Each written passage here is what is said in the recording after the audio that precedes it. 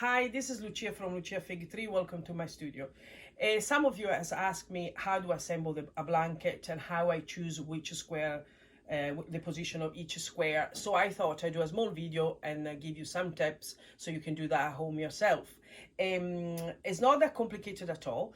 Just so you have to follow a couple of simple rules, and that will make any blanket with any square you got at home looking absolutely beautiful and well set, and give you a nice balance, lovely, full of colors and full of fun blanket. Okay, so what I'm going to use for the purpose of this, I'm going to use the blanket I'm doing at the moment, so you can follow me in this journey.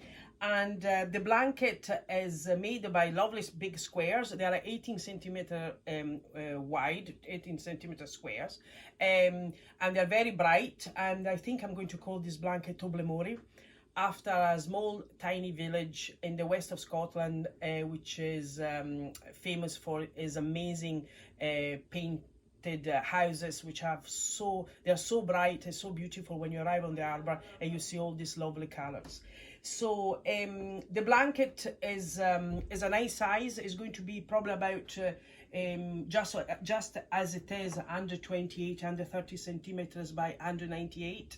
And again, this is an important part, because if you do a blanket, you have to decide where you're going to put it, how you're going to use it, and this will tell you how many squares you have to do in vertically and horizontally. So for the purpose of this one, we have 7 square horizontally by 11 square vertically. So what do I do is I have used in this blanket about 9 colors. So I tend to divide my square before assembly with putting all the square with the same final round colors together. So for example, here we got lots of pinks, then we have pale blue, greens, yellow, more petrol blue, red, etc. And then when it comes to put them down to do the layout, I tried to make sure that I never repeat the same. I never put 2 squares with the same last round near each other. Why?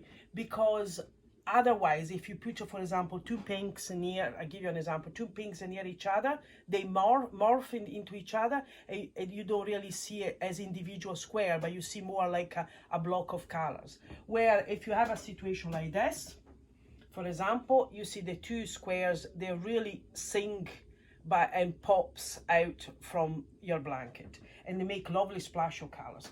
So there is my first round put it on, my first line put it down, and as you can see, I made a cold color, warm colors, greens, blues, all the squares, although they are exactly the same, they all pop out. So what we're going to add next, let's have a look. We probably had a nice red here, and then I'm going back there and trying to see, obviously this square here is very dark, so it will be nice to put something which is much lighter, like this one here, which are lovely blue. So I put it here, so these two looks really nice against each other.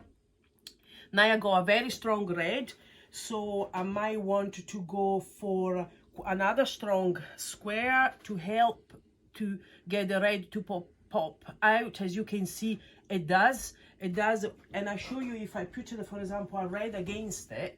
Let me have a wee look, find a nice red, so you can see the difference between, yes, this will do. Look the difference, for example, here I put red and blue against each other, okay, near each other, and then look if I had put 2 reds near each other. As you can see, the 2 reds together, they're lovely, but made kind of morphing into each other, make a splash of colors instead of individual square. You don't really see the individual square, where if I do this, you do see the individual square. So what I'm going to do is I'm going to place all those lovely squares. There are 77 of them, and once they're all down, I show you the final result, and we can have another chat about it. Okay, hi, welcome back. This is Lucia from Lucia Fig Tree, and as you can see, I have put down all the squares. I follow the rules that we were talking earlier on, so never to have 2 final row colors which are the same near each other. Also, the other things I would like you to have a look at is that in the squares, the other part which is quite predominant is the crown of popcorns, is this little round here of popcorn. So the other things I've done, and that's happening in any type of square you do, there's always one part of the square which kind of stands up more than the other rows. So and in our case is this round of popcorn. So what I've tried to do is to avoid to have two rounds of popcorn of the same colors together. But as you say, you can keep turning upside down and you always end up with, maybe sometimes you do have two popcorn together. So what I'm trying to do now is, for example, have two blues here. I'm trying to take this blue away and find another space, so to avoid to have two near each other. So I could probably do this, change this one here with this, and do that, and have a wee look if that looks better. It's much better now. And then I have another same situation there, and probably I can move them too. Let me see if I take this blue here and I pop it there, and then I put that here. And that's, again, makes a difference, I think, in the overall. So another advice I will give you is if you have a space, like I am putting two tables together in my studio, if you have a space, leave all your square there for a night. Maybe take some picture, because sometimes if you see from a different angle, you might notice something that you quite don't like as much. And then we're absolutely happy with it. I'm starting to stack them together, so they're ready to be joined together. So the way to stack them together is this. I started from one corner, so when I started to join them together, I started from the bottom right-hand corner of the blanket, and I go up following the rows, the horizontal rows. And what I do is I put, this is my first square of the right-hand corner, and while I'm here, I'm like you to notice another things.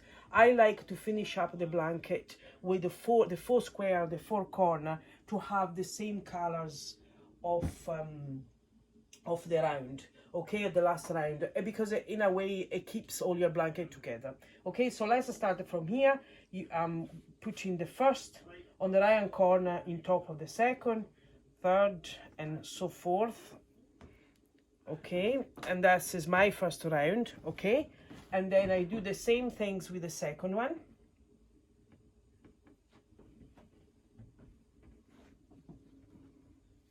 This has to be done because we have two blues together. That's my second one, and this is my third.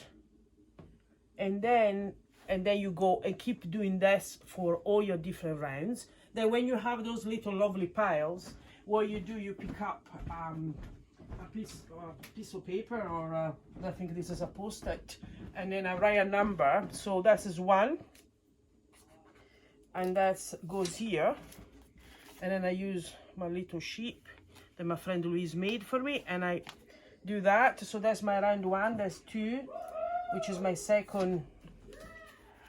Sorry for the chaos in the background. Is my second line, horizontal line, and then is my third.